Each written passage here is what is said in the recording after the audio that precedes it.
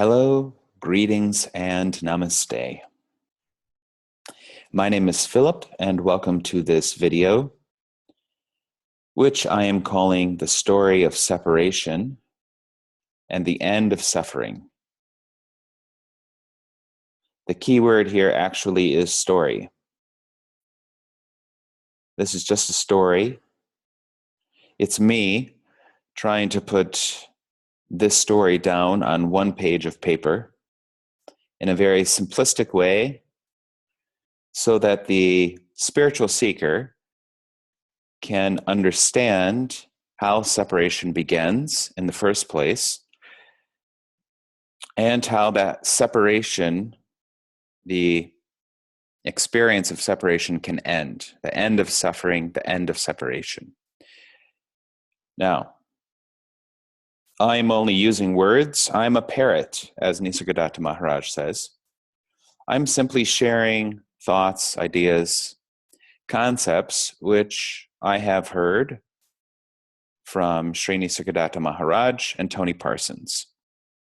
Some of you might be surprised to see these two names together, but for me, they complement each other, and I appreciate both of their, let's say, viewpoints. So I've been on a spiritual path for many, many years, over 25 years. And I've attended many satsangs and watched many videos, as I'm sure many of you have. So this desire came within me to try to type up the story of separation on using only one page of paper. So I have done that. I have 14 points here, and I'd like to share them with you. Why? Will it make any difference? Maybe yes, maybe no. But at least for the mind wants to answer certain questions. It wants to understand. And so by sort of spelling it out, like Nisargadatta and Tony Parsons do, it can bring clarity, which is not liberation, but it can bring clarity and a little bit more peace to the mind. So that's why I'm sharing this. Nisargadatta said, at some point, his teachings, and forgive me if I'm misquoting this, but basically, he said at some point, these teachings will be recognized as how things are, the state of affairs. And my father actually is a scientist, and I have a little bit of that within me as well. So truth is very important to me. In my mind, in my heart, things should be very simple. That doesn't mean there isn't room for complexity. Of course, there are complexities, but things should be pretty simple. The truth should be simple. Adyashanti says the truth is simple. It's the mind that complicates things. So anyways, I'm always trying to reduce suffering, reduce confusion within myself, and if anyone else finds some peace through these videos or words, well then great. That's wonderful as well. So enough talking.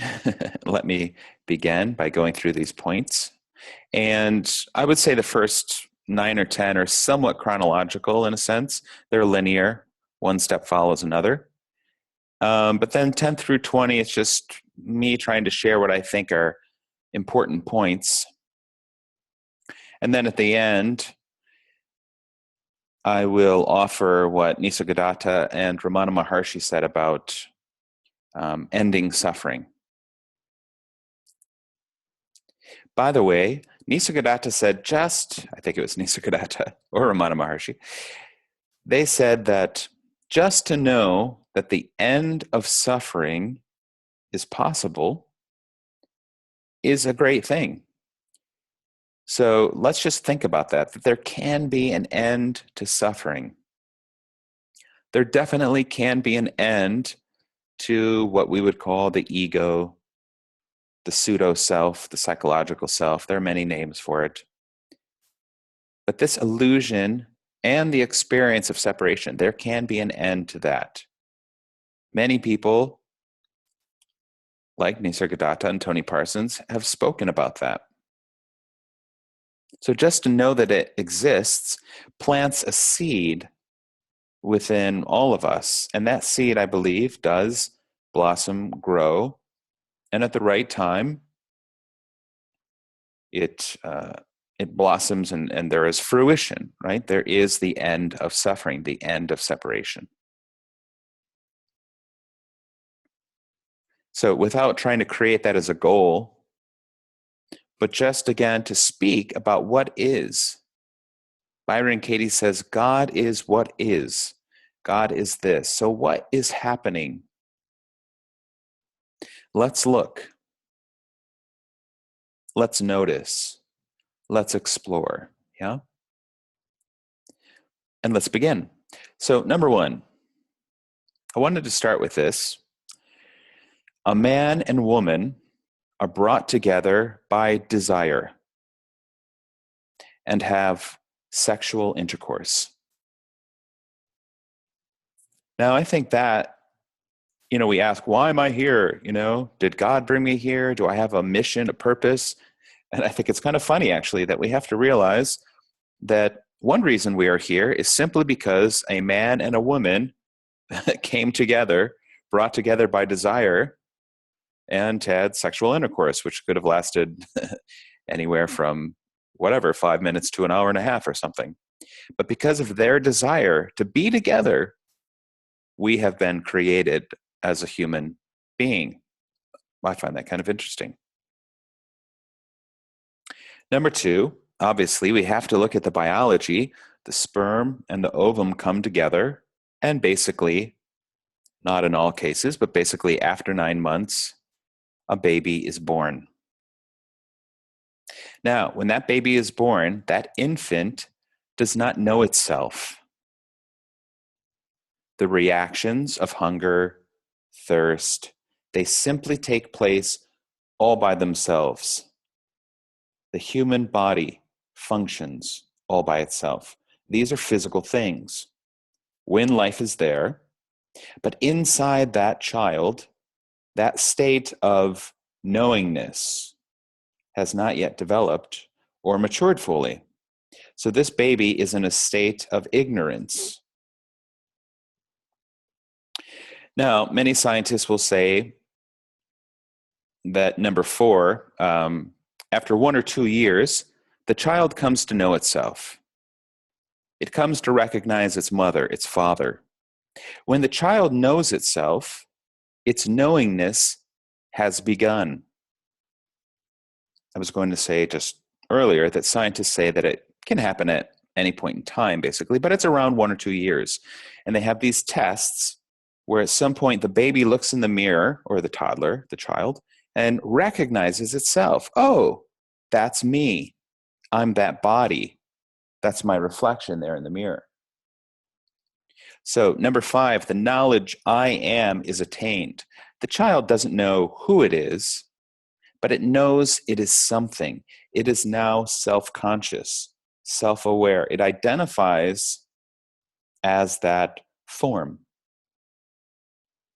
So as the child grows, it collects concepts and ideas, which other people feed it, always beginning with the parents, teachers, friends, family, and it develops certain concepts or images about itself, others, and the world. So at this point, the mind has developed. Now, Nisargadatta says, what is the mind? If you look at what we call a person, what is a person? Well, he says the mind is a bundle of desires and fears. And for me, when I first read that, I just felt that it was so liberating to realize that, oh yes, if I look at all of my decisions in life, I can see how they are rooted in either a desire or a fear. So the desire is, we want pleasure. We want to feel good. We want things to go well. And we don't want things not to go well. We don't want pain or suffering.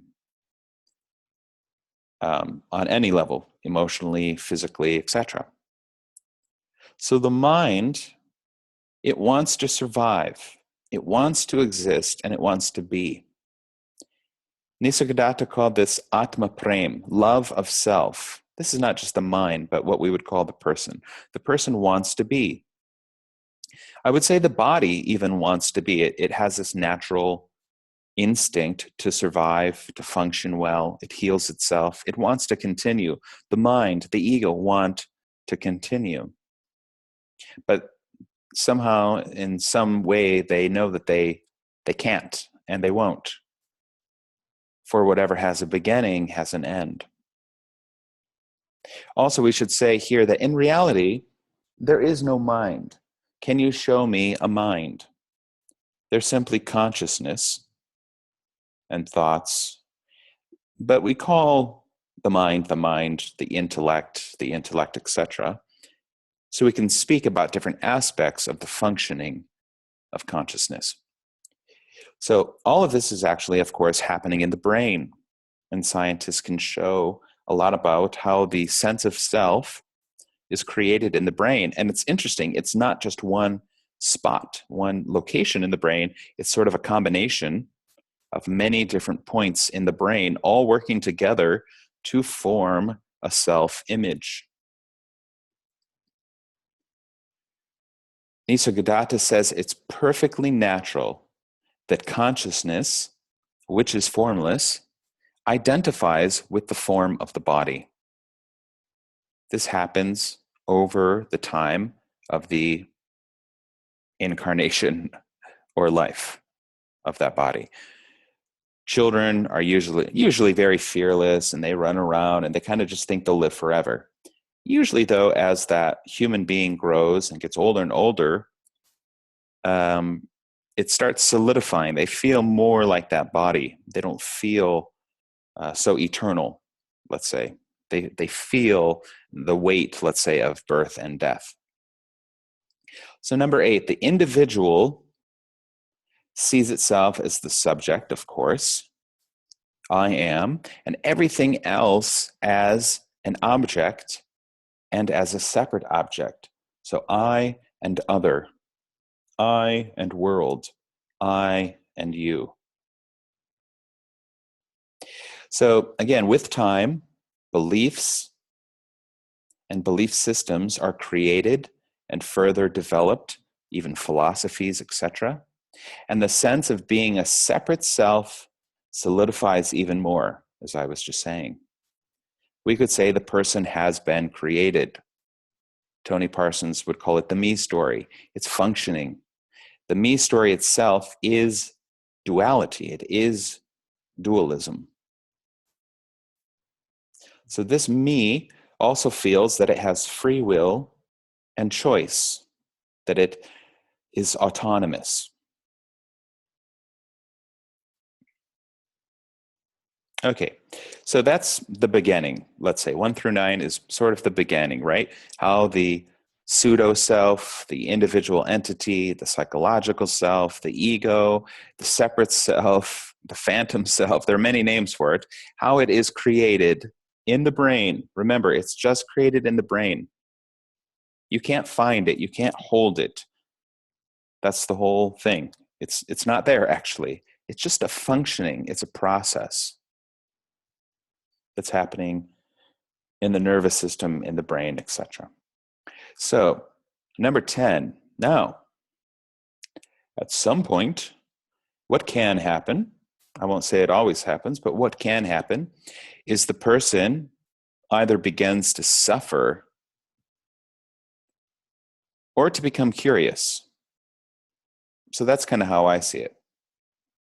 For myself, it was a combination of the two. There was suffering, and I wanted to end that suffering, but there was also a deep curiosity. So something inside feels unfulfilled. Again, Tony Parsons says, the me, it feels unfulfilled. It feels small, limited, contracted. It feels, it senses, it intuits that there must be something more than just this. the person senses that something is a little bit off. It feels that there must be more than what is. And so seeking begins. Seeking. It starts looking for answers to life's most basic questions. Who am I? Is there a God? If there is, who is God, or what is God? What is reality? What is actually happening? What is true? And how can I stop suffering? Is there an end to this suffering?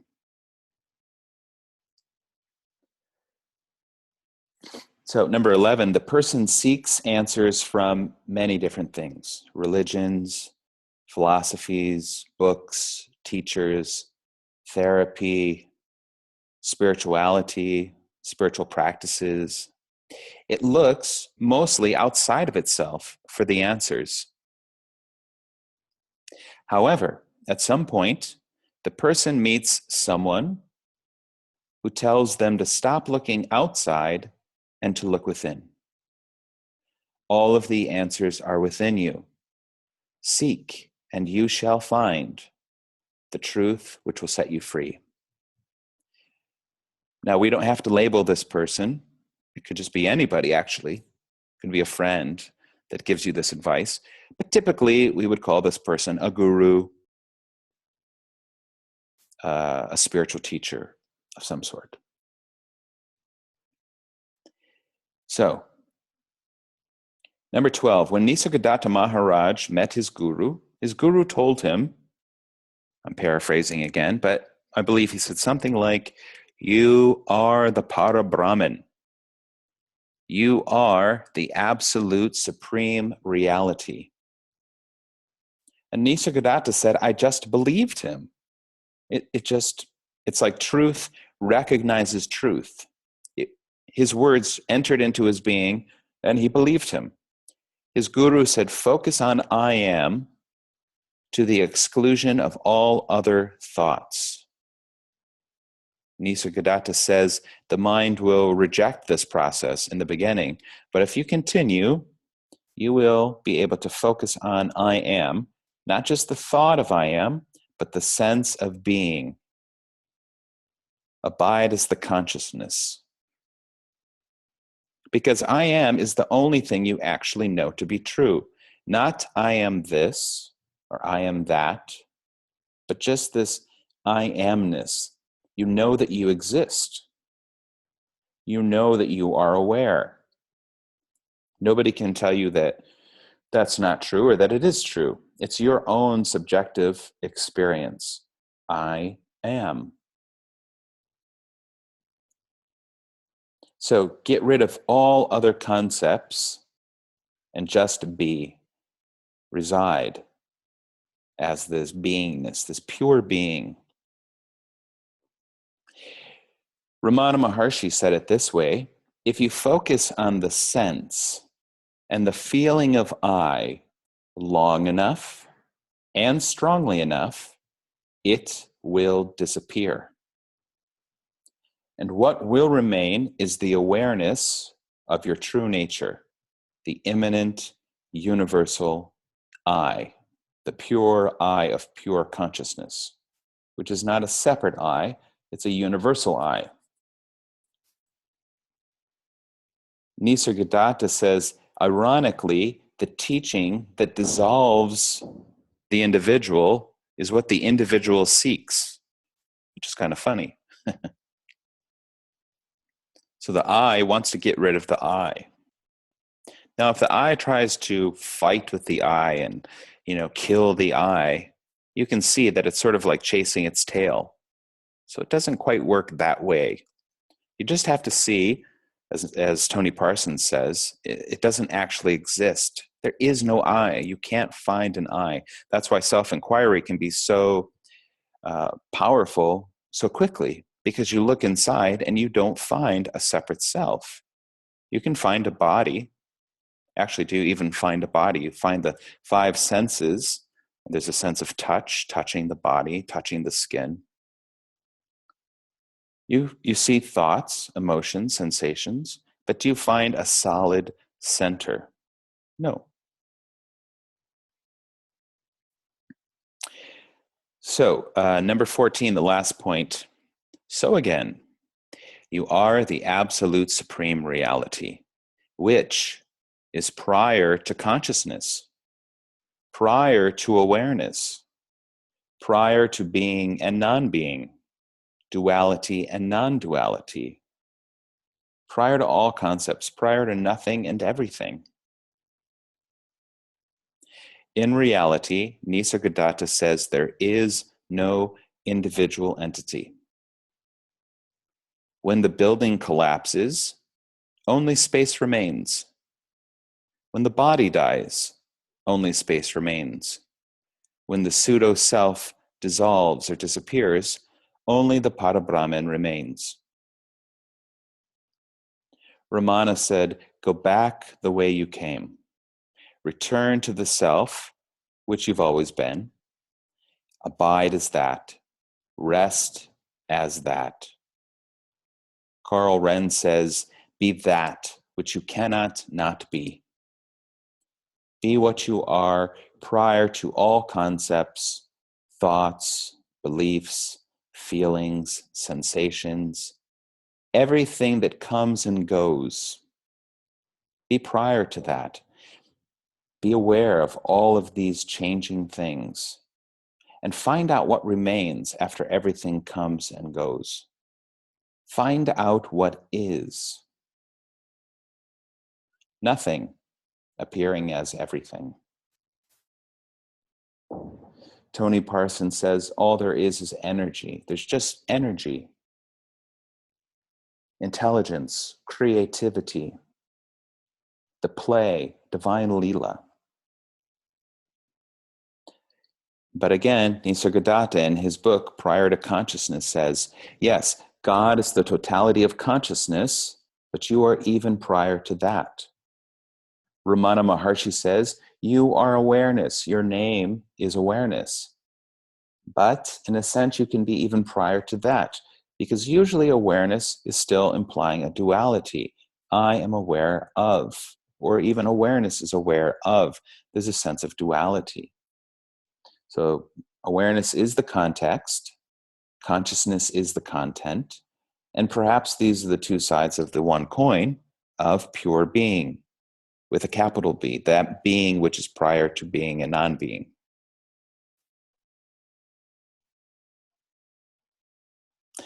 So this brings us to the end of this video. I enjoy speaking about these things. Obviously, it gives me peace and joy, and I hope you've enjoyed this. I hope it's been helpful somehow to the me, to the I, to see that it ultimately doesn't exist.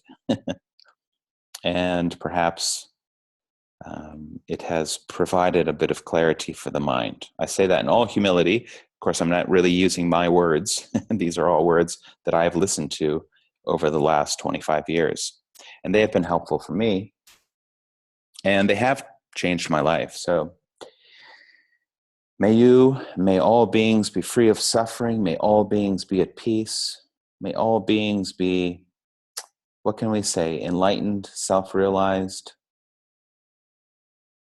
I can hear Tony saying it doesn't have to happen. Nothing has to happen. Oneness is already oneness. It's already perfect. This is the perfect expression of oneness. But for the blind man who wants to see, for the one who's suffering, who wants to get rid of that suffering, then Nisargadatta and Ramana Maharshi at least say, look, there is a way out of suffering. Find out who is this I? What is this I? Hold on to the I long enough and strongly enough until it disappears. Go back the way you came. Prior. Thank you so much. Have a wonderful day. Namaste. Peace. Om Shanti Shanti Shanti. Om peace, peace, peace.